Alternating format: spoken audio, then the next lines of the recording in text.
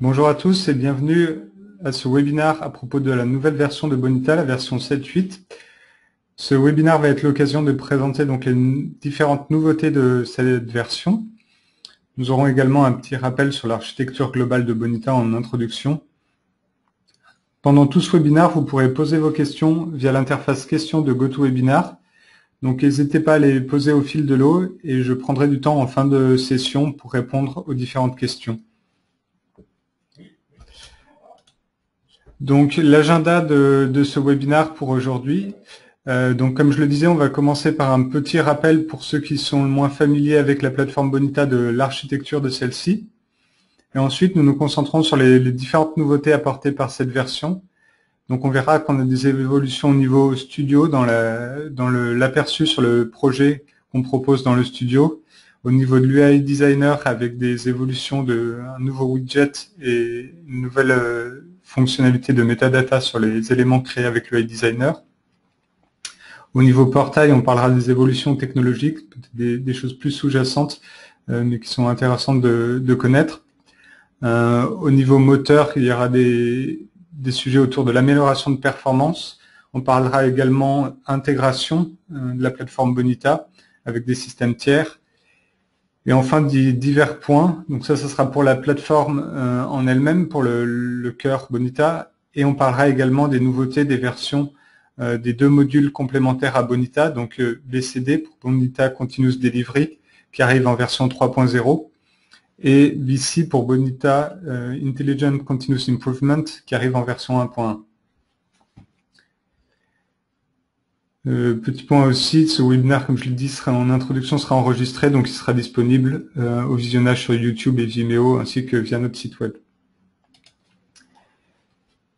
Donc, pour commencer directement, je vais attaquer avec l'architecture de la plateforme Bonita. Donc, un petit rappel de comment se décompose l'architecture de la plateforme. Si on part finalement d'une manière peut-être chronologique, sur la gauche, vous allez trouver l'environnement de développement de Bonita, donc ce qu'on appelle le Bonita Studio, qui permet via des modèles graphiques donc de créer vos processus, vos modèles de données, mais également aussi de venir créer les interfaces utilisateurs avec ce composant qu'on appelle l'UI Designer. Et tous ces éléments finalement qui constituent les applications créées par Bonita dans le studio, en général, vont être poussés dans un système de gestion de version. Donc actuellement, dans la version entreprise de Bonita, on supporte les gestionnaires de version Subversion, mais surtout Git, qui est actuellement l'une des solutions les plus populaires pour ce type de service. Une fois les définitions d'applications créées dans Bonita Studio, on peut ensuite les déployer. Donc on va les déployer sur la partie runtime, sur la partie serveur de Bonita. Donc c'est là où on trouvera le moteur d'exécution de Bonita. Et ce moteur s'appuie sur des services de stockage, donc aussi bien pour les données liées à l'exécution du processus ou pour les données métiers. Et derrière, sur ce serveur, on a également la partie portail, donc une application web qui permet aux utilisateurs de venir interagir avec la plateforme, donc soit via le portail Bonita fourni en standard, soit via les applications qui auraient été développées et les interfaces utilisateurs créées à l'aide de l'UI Designer, donc ce qu'on appelle les Living Applications ici, ou éventuellement avec des applications complètement personnalisées, développées dans les technologies de votre choix, qui peuvent s'appuyer sur les API proposées par le moteur de workflow. Et enfin, lors de déroulement des processus, on a des interactions qui peuvent se passer donc avec les systèmes tiers via un mécanisme qu'on appelle de connecteur. Et donc c'est ce qu'on retrouve ici sur la droite. On va pouvoir envoyer des mails, mettre à jour des annuaires LDAP, faire appel à des API, etc. Voilà un peu pour la vision de l'architecture de la plateforme en elle-même. Après, quand on regarde peut-être plus d'un point de vue de déploiement, c'est là où on va s'intéresser aux modules complémentaires de Bonita.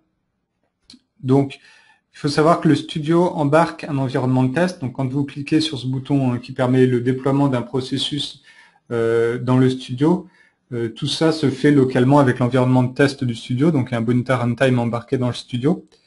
Mais en général, dès qu'on va avoir finalement un cas réel d'usage. On va avoir un serveur de production pour mettre à disposition ces applications pour les employés.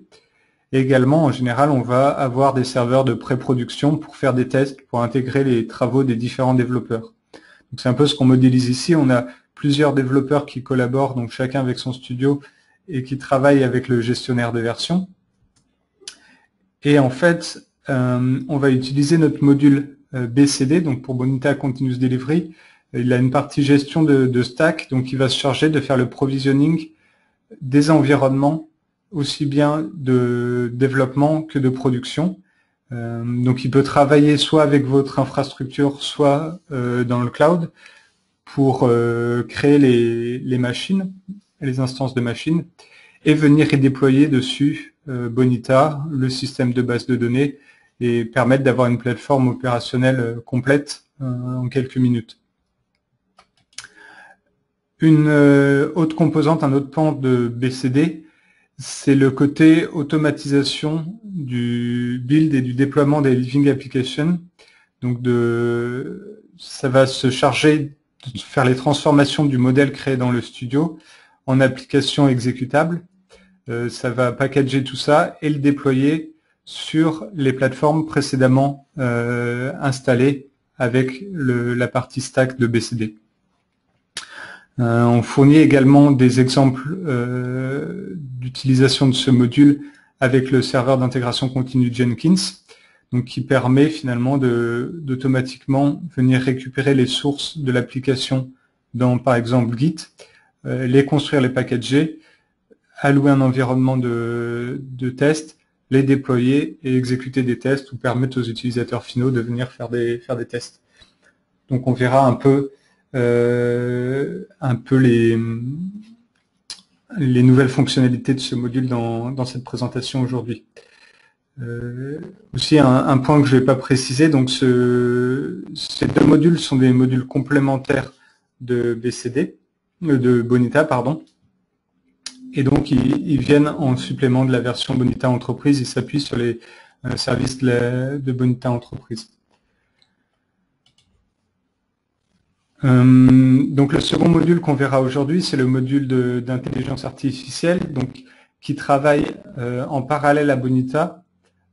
Il a sa propre base de données qui est en fait une extraction des données des bases de production de Bonita. Donc il va extraire ces données pour les mettre dans un format plus adapté au traitement réalisé par l'intelligence artificielle, par les librairies d'intelligence artificielle, pour des problématiques de performance. Et il va être capable de fournir des services de prédiction sur le déroulement des processus, par exemple, savoir si un processus est à temps ou s'il est en retard. Donc voilà un peu pour l'aperçu des différents composants de Bonita. Maintenant, je vais rentrer dans le vif du sujet d'aujourd'hui, donc les nouveautés de la version 7.8, en commençant par le studio. Donc on a cette nouvelle vue dans le studio qui nous permet d'explorer finalement ce qu'on va appeler un projet. Donc en gros, l'idée derrière la vue projet, c'est de rattacher un projet, on va dire, à une thématique métier, une problématique. Donc ça peut être une problématique métier, par exemple pour une banque, la gestion d'ouverture, de création de prêts, par exemple, avec les différents processus qui peuvent être impliqués, les différentes interfaces utilisateurs, le modèle de données métier rattaché, etc. On va avoir cette vue arborescente avec tous les composants, tous les différents types d'artefacts Bonita nécessaires à la création d'une application. Si on regarde peut-être directement dans le studio, j'ai ici un studio avec une application de démonstration très simple de gestion de congés. Donc on retrouve en fait tous les éléments. Donc si je liste un peu rapidement, on a l'organisation qui est utilisée pour les tests, donc les différents utilisateurs, définition de groupe, etc. Le modèle de données métier, les différentes définitions de profil utilisateur, parce que la version entreprise supporte différents profils, et pas seulement le profil utilisateur simple et le profil administrateur. les descripteurs d'application, les processus, donc vraiment le cœur de l'application, les différentes interfaces utilisateurs, éventuellement les extensions d'API REST, ce qui va être configuration, donc pour les différents environnements, et les dépendances vers les librairies Java que peut utiliser le processus. Et éventuellement des fichiers complémentaires. Ici, par exemple, on a un fichier de README à propos du projet. Et donc, avec cette nouvelle vue, finalement, toutes les interactions qui étaient possibles via des menus, comme ici, par exemple, organisation, définir, on va pouvoir les faire ici, soit par double-clic, soit avec le menu contextuel sur l'élément. Par exemple, je peux ouvrir l'organisation, ça me permet de la gérer ici, de la même manière que je viendrai ici, dans le menu organisation, définir, que je sélectionne mon organisation et que je vais sur suivant. On retrouve les mêmes accès, mais peut-être dans des vues plus familières aux développeurs. Il faut savoir que le studio s'appuie sur la plateforme Eclipse, et donc c'est des vues qui sont en général peut-être plus proches de ce qui est attendu par un utilisateur un peu technique. Donc, de la même manière, hein, sur le modèle de données métier, je peux faire mon double-clic, je viens éditer mon modèle de données métier. Également, donc je le disais, on est intégré au gestionnaire de version. Donc ici, c'est un projet qui est disponible sur GitHub. Donc avec un clic droit, quand je vais dans le menu équipe en français, je peux faire les différentes opérations liées à Git, donc faire des commits, éventuellement basculer de version, etc. J'ai toujours la possibilité ici, par exemple, aussi de changer de projet. Donc, on va être sur une vue qui est, je pense, plus efficace pour les développeurs pour accéder aux différentes ressources. Juste un petit rappel concernant le BDM. On a toujours un seul modèle de données métier qui peut être déployé sur un tenant d'un serveur Bonita. Donc, si vous avez différents projets qui partagent un même modèle de données métier, ils devront être regroupés dans Bonita Studio sous un seul et unique projet. Également, dans les pistes d'évolution, justement, il y a ce support de plusieurs modèles de données métiers qui est actuellement à l'étude. Et peut-être un dernier petit point ici sur les différents éléments. Par exemple, quand je suis sur un processus, pour le déployer, j'ai besoin de créer un fichier donc avec l'extension .bar, qui est le fichier de déploiement pour Bonita. Donc je peux ici, via le menu contextuel, générer le .bar. Ici, j'ai une seule définition de processus dans ce diagramme, donc j'ai une seule entrée. Ou sinon, je peux directement faire générer ce binaire et le déployer dans l'environnement de test du studio avec ce menu. Exporter ici me permet éventuellement de le partager avec un autre studio pour faire de l'export-import entre les studios. Je vais peut-être prendre deux petites secondes maintenant pour répondre aux questions directement sur le studio pendant que j'ai le studio de démarrer. Donc j'ai juste une petite minute pour lire les questions.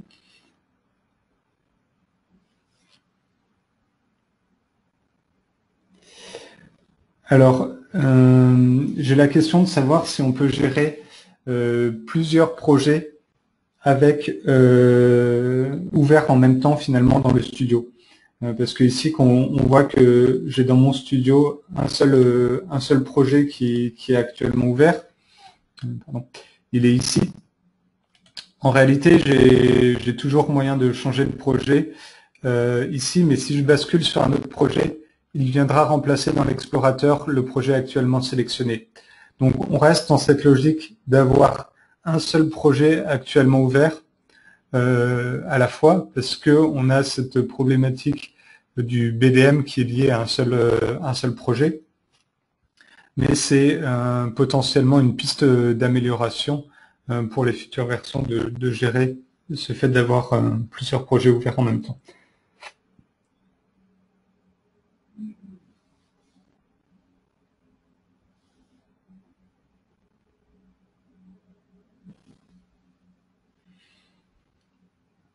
Alors, pour visualiser les dépendances d'un artefact, c'est quelque chose aussi sur lequel On travaille actuellement pour...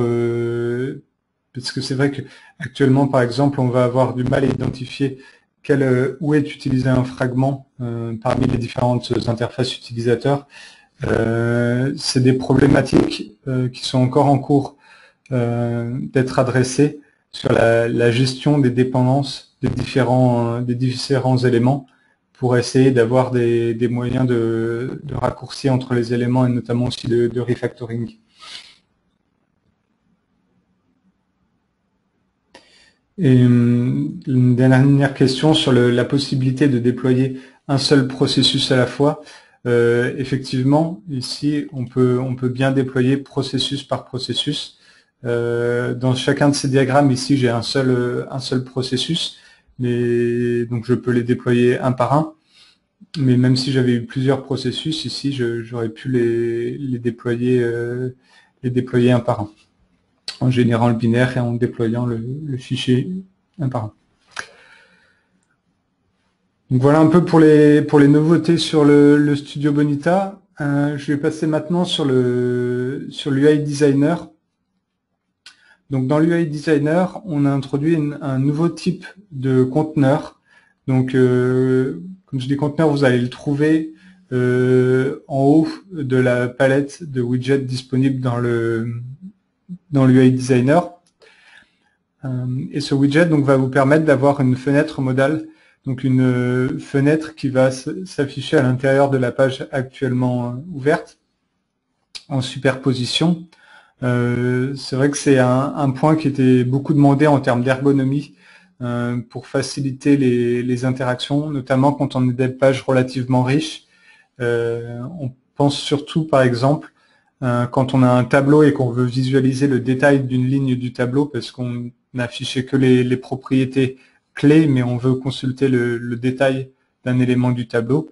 Ça peut être un cas d'utilisation de ce type de widget. Ça peut être aussi utilisé, on les liste ici un peu différents cas d'usage, mais pour tout ce qui est alerte, notification, pour attirer l'attention de l'utilisateur, lui demander des validations, ce genre d'opération. Donc il s'utilise vraiment comme un container classique, à la différence qu'il va s'afficher que sous condition en fait. Donc ça sera en fonction des actions de l'utilisateur qu'on affichera la pop-up.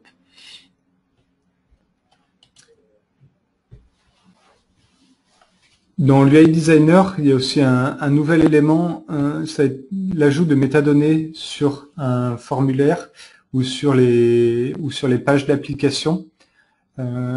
L'idée de ces métadonnées, c'est de s'affranchir des contraintes qu'on peut avoir sur l'identifiant du formulaire.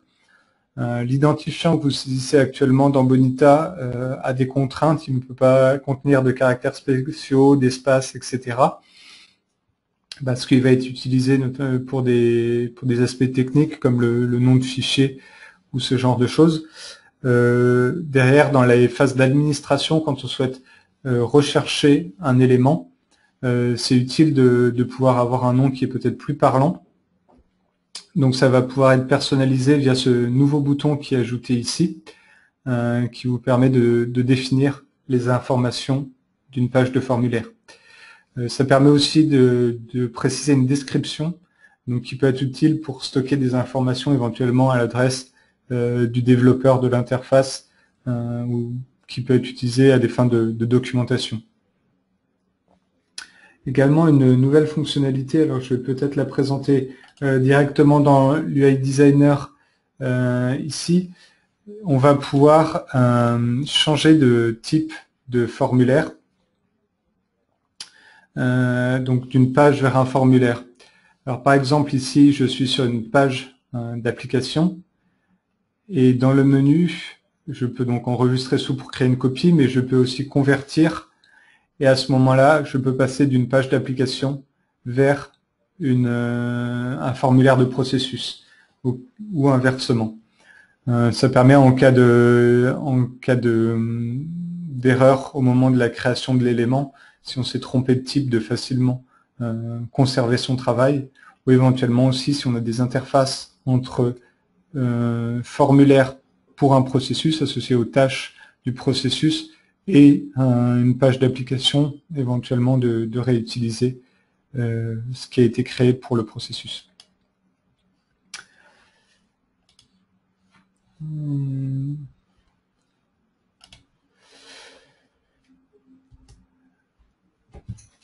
Je vais maintenant passer aux nouveautés du portail. Donc ça, c'est des nouveautés qui sont non visibles, mais qui sont importantes pour l'évolution du portail.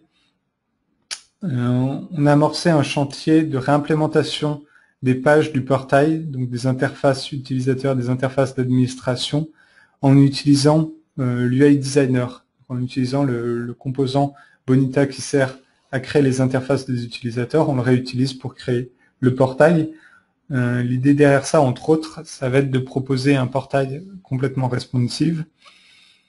Mais actuellement, donc, ces travaux visent à proposer les mêmes types de fonctionnalités qu'actuellement. Il n'y a pas forcément de nouvelles fonctions dans le portail. Donc actuellement, il y a une page qui a été réimplémentée avec le designer. C'est la page pour gérer le moteur, éventuellement suspendre ou reprendre l'exécution du moteur. Mais c'est un chantier qui est en cours et qui va se poursuivre au fil des différentes versions et qui va venir finalement améliorer l'ensemble du portail pour permettre, entre autres, un usage sur plateforme mobile du portail standard Bonita. Au niveau des performances du moteur, alors c'est pareil, ça c'est des choses moins visibles, quoique on va assez rapidement le constater à l'usage. Il y a eu des optimisations, alors pour les détails techniques, c'est en termes d'entrée et sortie, donc d'écriture, lecture, sur le dossier temporaire qui est utilisé par le moteur, notamment pour tout ce qui est chargement de librairie. Donc en limitant ces accès, on gagne en performance parce que forcément les accès disques sont les accès les plus lents par rapport à des accès mémoire ou des accès cache. Donc ici on augmente les performances notamment au déploiement de processus. Sur les requêtes à la base de données, il y a eu aussi un travail d'optimisation pour limiter le nombre de requêtes qui sont nécessaires alors pour exécuter ce qu'on appelle une unité de travail. Alors ça va être des détails un peu techniques du moteur, mais l'idée d'une unité de travail, c'est un traitement réalisé dans le cadre d'une tâche, par exemple l'exécution d'un connecteur. Il y a aussi eu des optimisations au niveau des phases d'authentification qui vont nécessiter moins de ressources, donc pour avoir des réponses plus rapides et plus efficaces, donc qui vont aussi bénéficier aux autres utilisateurs parce que la plateforme sera moins chargée. Et enfin, au démarrage du moteur, mais aussi à la reprise, donc quand il est mis en pause par exemple pour déployer un nouveau BDM, il y a eu des optimisations dans le chargement des dépendances pour que les dépendances qui sont stockées en base de données soient immédiatement chargées en mémoire sans forcément passer par des étapes intermédiaires comme précédemment. Il y a eu aussi, enfin pour terminer, un travail d'optimisation sur la suppression des définitions des instances de processus, donc des cas qui sont archivés. Donc quand un processus est terminé dans la plateforme Bonita, on conserve les informations liées à son exécution. Il y a eu des optimisations pour accélérer cette opération et ça permet donc, quand on supprime éventuellement toutes les instances, quand on supprime une définition de processus, d'avoir des temps de réponse nettement améliorés. Il faut juste savoir que certains événements du moteur qui étaient liés à ces opérations ne sont plus déclenchés, donc tous les détails sont fournis dans la documentation. C'est dans le cas où vous auriez eu des développements des personnalisations, donc ce qu'on appelle des, je ne sais plus la terminologie exacte, mais l'idée c'est d'avoir des hooks sur le moteur. Si vous avez des développements qui exploitaient ces événements, il faudra éventuellement consulter la documentation pour vérifier si les événements que vous utilisez sont toujours bien déclenchés.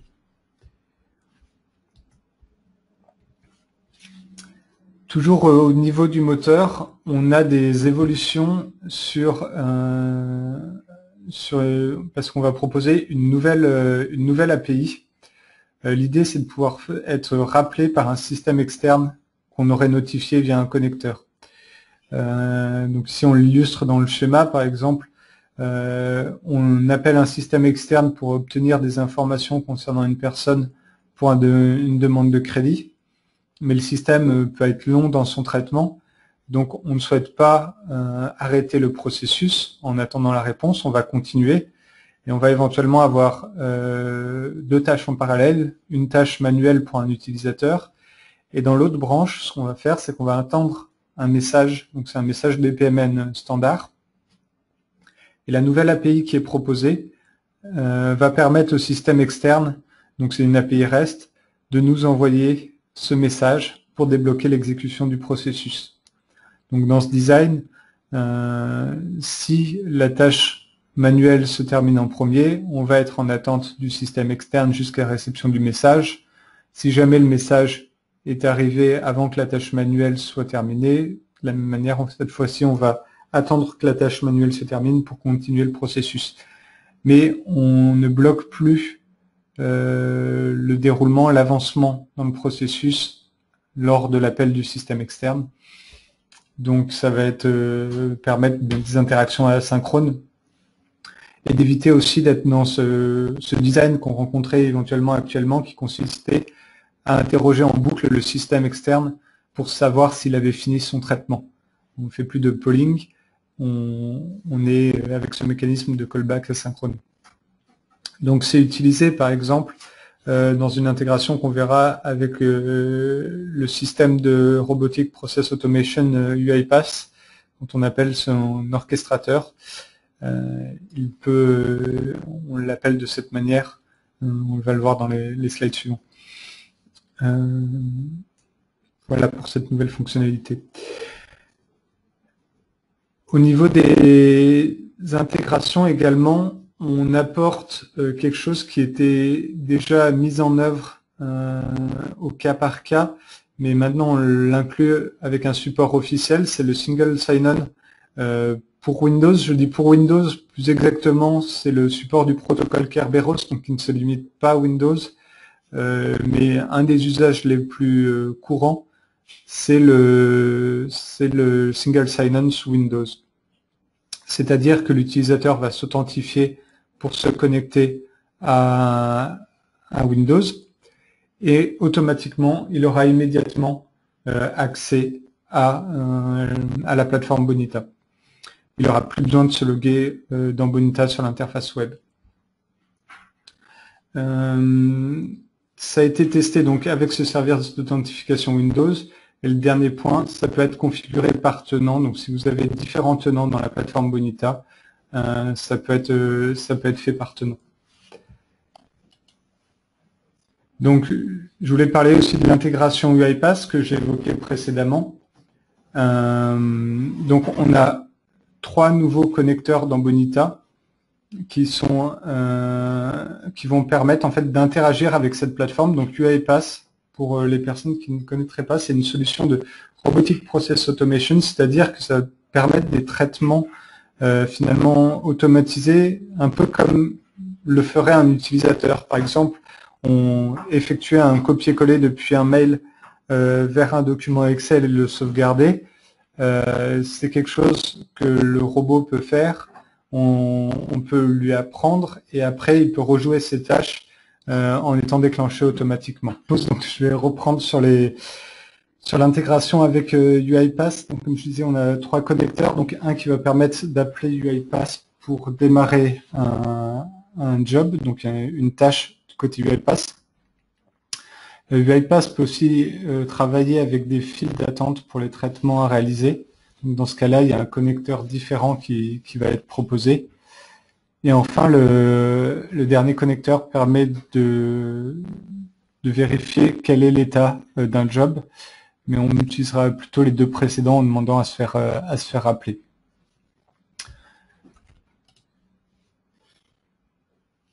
du côté UiPath, il va y avoir 3 activités qui vont être disponibles sur le marketplace du UiPath. Donc une qui va permettre d'envoyer le message BPMN, donc qui va permettre d'appeler cette nouvelle API que j'évoquais précédemment pour notifier Bonita qu'un traitement est terminé. Une autre pour éventuellement depuis UiPath démarrer une instance de processus Bonita, donc ce qu'on appelle un case. Et enfin une dernière pour exécuter une tâche manuelle qui serait en attente toujours depuis UiPath. Voilà, UiPath, l'idée des cas d'usage, c'est notamment de s'intégrer avec des systèmes tiers, on va dire qu'on appelle le legacy, donc relativement anciens et qui ne disposeraient pas d'API. Finalement, ça permet d'avoir une API en travaillant avec les interfaces utilisateurs. Maintenant, les divers points, les diverses petites évolutions, il y a eu un travail sur les ID, donc que ce soit au niveau des artefacts de l'UI Designer ou dans les points proc, donc dans les fichiers qui définissent les diagrammes dans le studio. L'idée, c'est d'avoir des identifiants qui ne changent pas à chaque modification afin de faciliter le travail avec les gestionnaires de version, qu'on n'ait que des changements finalement métiers qui soient répercutés sur les fichiers, et au niveau de l'UI Designer aussi d'avoir des identifiants qui soient lisibles plutôt que des identifiants autogénérés, donc basés sur le nom des éléments créés dans l'UI Designer. Au niveau du BDM, on a aussi des améliorations sur les requêtes personnalisées de recherche. Elles supportent maintenant la clause in. Donc si on veut chercher des éléments qui respecteraient une certaine plage de valeurs, enfin qui correspondrait à une certaine liste de valeurs fournies, on a ce nouveau support. Et enfin, il y a différentes mises à jour de sécurité, notamment la mise à jour de la version de Apache Tomcat utilisée dans les bundles qui ont été effectués. Voilà un peu pour le tour d'horizon au niveau de la solution Bonita proprement dit. Et en fait, maintenant, je vais passer plutôt à BCD. Pardon, voilà. Je vais passer à BCD. La démo concernait la vue projet en fait, et donc on l'a déjà couverte. Donc dans BCD, dans cette version, quelles sont les nouveautés? Alors on propose en fait des tâches pour Jenkins qui permettent de simplifier les appels de BCD. Donc Jenkins c'est le service d'intégration continue qu'on propose en exemple de référence. Il faut savoir qu'on peut s'intégrer avec d'autres services d'intégration continue. Il y a donc eu tout un développement pour utiliser ce qu'on appelle les job DSL de Jenkins pour faciliter la lisibilité finalement du scénario de déploiement et de construction des applications Bonita. Sur la partie provisioning, donc création de stack Bonita, la nouveauté principale, ça va être le support de Microsoft Azure. Il faut savoir que Bonita est partenaire officiel d'Amazon Web Services, donc AWS. Donc ça a été la première plateforme de cloud supportée. Mais maintenant, on supporte également Microsoft Azure, sachant que le type d'instance qu'on déploie sur Microsoft Azure, donc le type de machine, ça va être toujours des machines Linux. C'est toujours la plateforme supportée officiellement par Bonita. Donc c'est toujours des machines Ubuntu qui sont déployées dans cette première version. Également, une nouveauté au niveau déploiement, ça concerne le déploiement de l'image Docker Bonita sur ces serveurs créés dans le cloud. Au lieu d'uploader l'image Docker depuis le contrôleur BCD vers le cloud, donc finalement depuis votre machine vers le serveur de cloud, ce qui pouvait être long, on va directement utiliser un dépôt officiel qui contient l'image Docker Bonita. de la version entreprise. Donc on utilise un service privé pour héberger nos images de Bonita entreprise. Et donc en termes de temps de déploiement, il y a un gain significatif parce que l'image est directement obtenue depuis ces serveurs dans le cloud plutôt que uploadée depuis votre machine. Il y a des nouvelles évolutions, on le verra dans la démonstration, autour de l'automatisation du déploiement.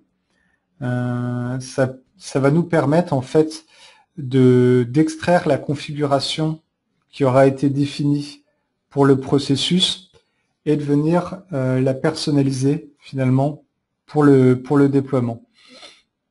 Ça permet d'ajuster en fait en fonction des environnements la configuration souhaitée, que ce soit pour les environnements de pré-production, pour les environnements de production. Ça permettra d'avoir un binaire unique de Bonita et ce sera exactement ce même binaire qui sera déployé dans tous les environnements. Donc ça nous permet de nous rassurer quant au test des éléments. On a exactement les mêmes éléments dans tous nos environnements. S'ils sont validés en pré-production, on a un maximum de chances qu'ils fonctionnent correctement en production. Et enfin, au niveau de la gestion des licences pour la version entreprise, le renouvellement automatique de la licence est pris en charge et on fournit une commande également pour générer les licences manuellement si nécessaire. Voilà un peu pour les différents éléments, différentes nouveautés de BCD. Alors j'aurais peut-être dû commencer par ce schéma pour les personnes qui connaissent un peu moins ce module. Donc BCD, on a ce contrôleur qu'on voit ici, donc qui est une image Docker qui va nous permettre de déployer les stacks Bonita. Donc quand on est dans le cloud, ça va créer l'instance de machine. Et ensuite, ça va s'assurer de l'installation de Docker et le déploiement de l'image Docker Bonita, mais aussi l'image Docker nécessaire pour la base de données, ou éventuellement on utilise une database as a service comme RDS sur AWS. Et ça va se charger également, comme je disais en introduction, de construire et déployer les Living Applications. Il faut savoir que pour les paramètres aussi, on supporte maintenant des fichiers cryptés au niveau pour le stockage des valeurs des paramètres. Donc pour tout ce qui est paramètres confidentiels comme les mots de passe pour accéder à des serveurs de base de données ou autres, on va pouvoir les crypter. Et comme je disais, donc on obtient les images Docker Bonita Enterprise depuis un repository public. C'est ici ce service Quay qu'on utilise pour récupérer les images et toutes les dépendances nécessaires au déploiement de Bonita. Au niveau de l'externalisation des paramètres, un petit schéma qui récapitule ça. Donc l'idée, ça va être de builder avec BCD l'application. Donc il y a réellement le contenu de l'application, donc ça va être le processus, ça va être les interfaces utilisateurs, etc. Mais il y a également tous les paramètres qui sont déclarés dans ce processus qu'on va pouvoir extraire dans ces fichiers qu'on appelle bconf, qui vont contenir la configuration et qu'on va pouvoir finalement éditer et créer différentes versions pour les différents environnements. Et ensuite, quand on appelle BCD pour créer un environnement, on lui spécifie le fichier bconf qu'on souhaite utiliser pour le déploiement. Je disais, ce fichier bconf, on ne l'édite pas directement. On va passer par une phase d'extraction. On a à ce moment-là un fichier YAML qu'on édite et qu'on remerge. L'intérêt de ce format intermédiaire, c'est qu'éventuellement des paramètres qui seraient communs à plusieurs processus vont pouvoir être définis une seule fois. Les paramètres dans Bonita restent spécifiques à chaque différent processus, mais le fichier YAML permet d'avoir un tronc commun. Et donc maintenant, je vais faire une petite démonstration sur BCD. Donc, j'ai déjà créé les instances de machines dans le cloud sur AWS. Alors, je vais juste reprendre ma fenêtre AWS ici, on peut voir les différents éléments. Alors là, les bases SQL n'en font pas partie, mais sinon, on a donc les différents éléments à créer. Finalement, c'est un ressource group, donc celui qui nous intéresse ici, que j'ai créé pour cette démonstration, c'est celui-ci. On a un réseau virtuel, un security group pour le réseau, et tout le reste des éléments, en fait, est créé par BCD.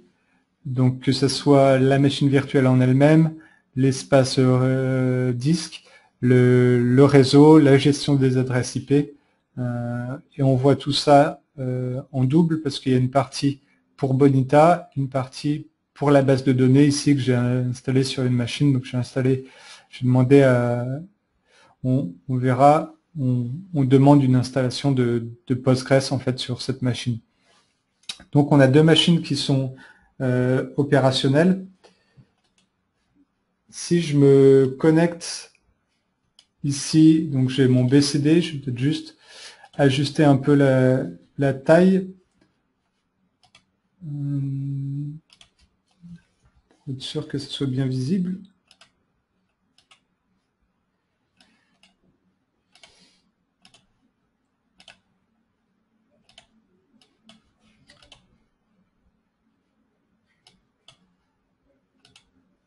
Voilà. Donc ici j'ai mon BCD et donc je vais pouvoir lui demander de construire et déployer finalement le repository que j'ai précédemment cloné, pardon. Donc le repository se trouve sur GitHub. Donc pour ça, la commande qu'on va lui passer, c'est à BCD, on lui indique qu'on souhaite travailler sur les Living Apps, donc pas sur la stack parce qu'elle est déjà créée, mais sur le Living App, on souhaite la builder. On donne le chemin vers l'endroit où se trouve le clone de notre repository Bonita et on spécifie quel environnement on souhaite cibler. Et à ce moment-là, Bonita va builder l'ensemble BCD va builder l'ensemble du projet. Donc on voit qu'il travaille avec les organisations, avec les descripteurs d'applications, avec les profils, etc., les définitions de processus. Donc, il va transformer finalement ce qui constitue les sources de notre application qui ont été créées dans Bonita Studio en éléments déployables.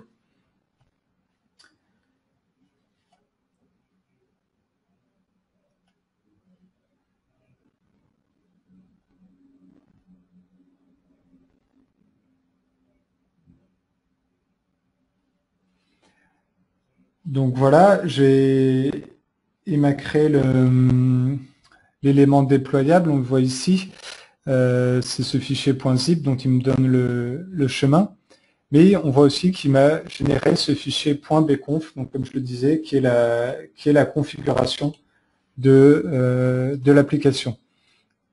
Donc cette configuration, je peux l'extraire avec cette commande BCD, extract conf ici, et à ce moment-là, j'ai ce fichier YAML que j'ai évoqué précédemment. Si on regarde le contenu de ce fichier, on va y retrouver les différents paramètres de mon application. Donc mon application utilise un connecteur Google Calendar et aussi un connecteur d'envoi d'email. Donc on retrouve pour les différents processus qui constituent mon application, les paramètres. Donc par exemple, ici, on va trouver l'adresse du serveur email pour le processus d'annulation d'une demande de congé. Si je me déplace dans le fichier, on peut trouver le même paramètre sur le processus de création d'une nouvelle demande de congé. Donc, afin d'éviter finalement la duplication des paramètres, on peut rajouter une section qu'on appelle Global Parameters, qui va s'appliquer à tous les processus. Donc ça va nous permettre de mettre en commun finalement les paramètres des processus.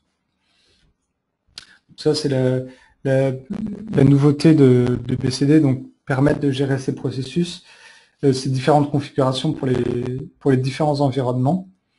une fois qu'on a édité ce fichier, à ce moment-là, on régénère un fichier bconf en faisant appel à l'opération mergeconf. Donc ici, on avait fait un extract, ensuite on remerge, et on peut à ce moment-là déployer le processus, enfin l'ensemble des processus de l'application. Donc avec la commande bcd deploy qu'on a ici, on déploie notre application, ou éventuellement ici on peut déployer juste notre configuration si on a déjà une configuration. Donc cette option "-c" ici nous permet de déployer juste le fichier bconf si on a déjà déployé l'application. Voilà, je vais pas faire toutes les phases de déploiement ici parce que ça nous prendrait peut-être un peu trop de temps. Je vais peut-être juste montrer lancer pour information la commande de création de l'environnement. Donc, parce qu'actuellement j'ai mes machines sur Azure, mais j'ai pas de Bonita déployé. Donc je vais lui demander le déploiement d'un Bonita sur Azure. Ça, on aura une plateforme opérationnelle. Je vais continuer rapidement parce qu'il ne me reste plus beaucoup de temps et j'aimerais avoir du temps pour les questions. Donc sur BC, on a des ajouts d'API REST donc, qui permettent de travailler avec les données traitées par BC. Donc ça permet de faire des développements personnalisés au-dessus de ce qui est des services fournis par BC. Il y a des nouvelles pages d'application qui ont été retravaillées, notamment pour visualiser les différents indicateurs. Aussi pour la configuration de BC dans sa synchronisation avec la base Bonita, donc ces opérations de polling. Et enfin, pour l'administration de BC, pour avoir un statut, un état de santé du module. Voilà, des améliorations sur ces différentes pages. Il y a eu également un gros travail sur la sécurité avec l'utilisation d'HTTPS et de JWT pour sécuriser les différents accès. Et enfin, il y a eu une traduction complète en français et en espagnol, donc les langues supportées officiellement par la solution Bonita du module. Voilà un peu pour le tour d'horizon. Donc je vais maintenant répondre aux différentes questions que vous pouvez avoir. Alors concernant le support du copier-coller dans l'UID, ça fait pas partie de cette version. Je sais que c'est une des améliorations qui est identifiée, mais qui n'est pas encore disponible dans cette version. Alors concernant le SSO et l'intégration avec un annuaire LDAP, comme par exemple Active Directory, il n'y a pas de changement sur le sujet. Pour être clair, le support du SSO et de l'authentification sur un annuaire LDAP, c'est un support officiel qui est seulement dans la version entreprise. Dans la version communautaire, on a des connecteurs vers des annuaires LDAP, donc qui permettraient éventuellement d'extraire les données d'un annuaire LDAP pour les intégrer à Bonita. Mais les fonctionnalités de synchronisation LDAP et d'authentification sur le serveur LDAP restent dans la version entreprise. Alors pour BCD, sur la configuration des différents éléments, on peut effectivement avoir une configuration globale maintenant avec le nouveau type de fichier que j'ai montré dans la démonstration. Global à tous les processus qu'on va déployer avec BCD, tous les processus du projet. Et par contre, si un paramètre global est redéfini au niveau d'un processus, il va remplacer la valeur globale, donc la surcharger. Donc si vous avez un processus parmi l'ensemble des processus qui doit avoir une valeur particulière de paramètre, vous pouvez la définir. Et donc on peut arriver à des fichiers de configuration très simples si la plupart des paramètres de configuration sont partagés par tous les processus. Concernant l'UI Designer, alors est-ce qu'il est possible de créer des widgets conteneurs? Alors, j'avoue que je ne crois pas que c'est possible, mais je manque d'informations sur le sujet. Donc pour ce type de questions, je pense que ce que je peux vous recommander, c'est de poser la question éventuellement via le formulaire de contact sur notre site bonitasoft.com et puis éventuellement pour pouvoir être mis en relation avec quelqu'un qui aura la connaissance nécessaire pour répondre à cette question précise. Concernant les modules BCD et BC, ils ne sont pas inclus dans la version Bonita Entreprise. C'est des modules complémentaires. Donc si vous êtes intéressé par ces modules, je vous invite à contacter donc plutôt l'équipe commerciale qui pourra donner tous les détails, notamment en termes de tarifs, licences, etc.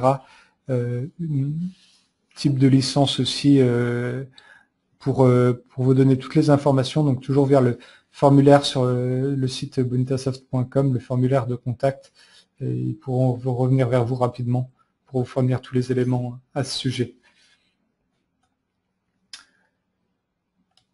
En termes de performance autour de l'UID pour optimiser le chargement des librairies, je vois que j'ai une remarque sur les différents artefacts, les différents widgets qui chargeraient plusieurs fois une librairie. Alors c'est un point particulier que je sais pas en tête pour être honnête.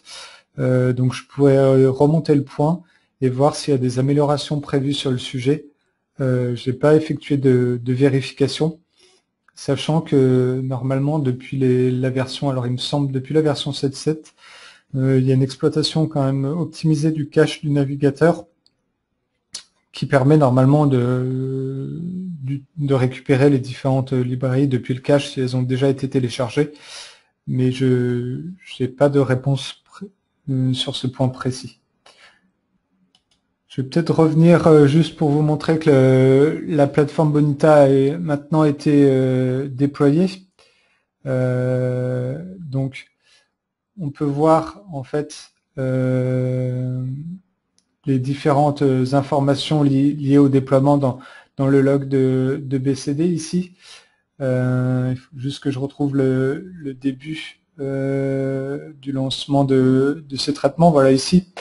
Donc on voit les différentes phases de vérification, vérifier que les composants sont bien installés, la récupération d'informations au sujet des plateformes, et en fait après on voit qu'il y a l'installation de Docker, vérification des différentes dépendances, tout ça à chaque fois sur à la fois l'instance Bonita et l'instance pour la base de données. On voit ici par exemple la phase d'obtention de l'image de Docker Bonita, la récupération de la licence, là on a la configuration de la base de données, et ici on voit à la fin les tests pour vérifier la disponibilité de la plateforme, et là on a l'URL de notre plateforme Bonita qui a été créée. Donc si je vérifie maintenant la plateforme Bonita, normalement j'ai une plateforme Bonita qui est opérationnelle à cette adresse. Si je regarde actuellement, je vais me connecter avec l'utilisateur install. La plateforme doit être complètement vide parce qu'il n'y a pas eu d'organisation de déployer. Voilà, j'ai aucun utilisateur. Et si jamais je déploie mon application avec BCD, à ce moment-là, j'aurai l'organisation liée à l'application qui sera déployée. J'aurai les utilisateurs et tout ce qu'il faut pour tester l'application. Voilà donc pour ce tour d'horizon des nouveautés de la version Bonita 7.8. Si vous avez encore des questions, n'hésitez pas à les poser, il nous reste 2 petites minutes.